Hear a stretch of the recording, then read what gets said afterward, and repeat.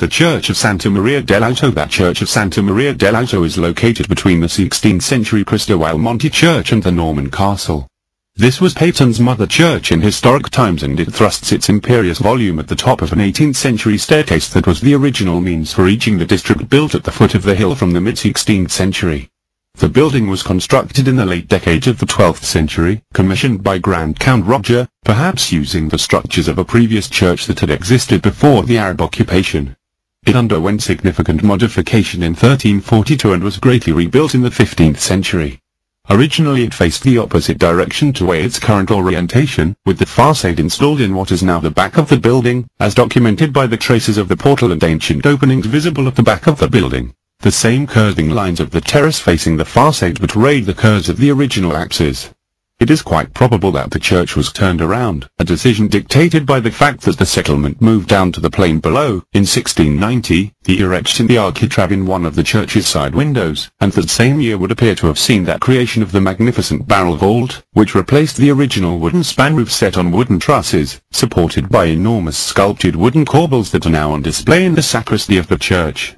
The facade was added later, about 1780, in the years following the construction of the monumental entrance staircase to the church.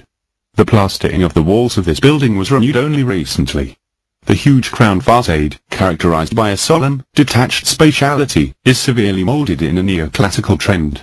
Two great palaces create three sections, surrounding the forbidding architraved portal in an immense false arch, flanked on the right and left of the upper order by two pairs of minor arches.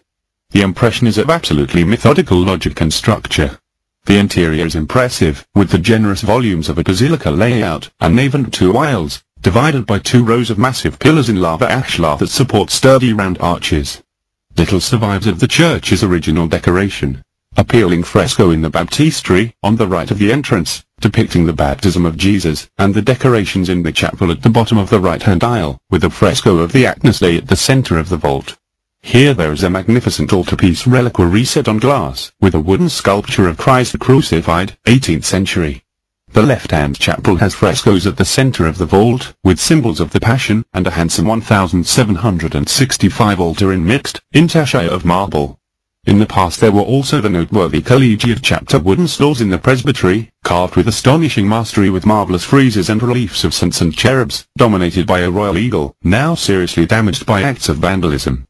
The Majolica tile floor is a recent opus, paying homage to the original historic installation. A stone baptismal font, dated 1741, is located in the sacristy. The paintings in this ancient mother church are now to be found in the SS. Annunziata Church. The Black Madonna, an extremely interesting tempera panel by a local 14th century painter of Madonnas.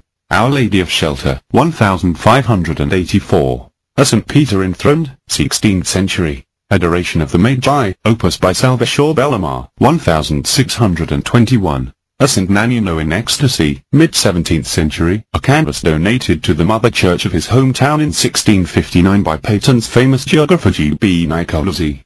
A number of recent creations have been added. An apotheosis of St. Stephen, canvas by local artist Riccardo La Spina, and, on the high altar, a brilliant golden polyptych by Barbara Messina, inspired by the refined Gothic-style models of Signors Simone Martini.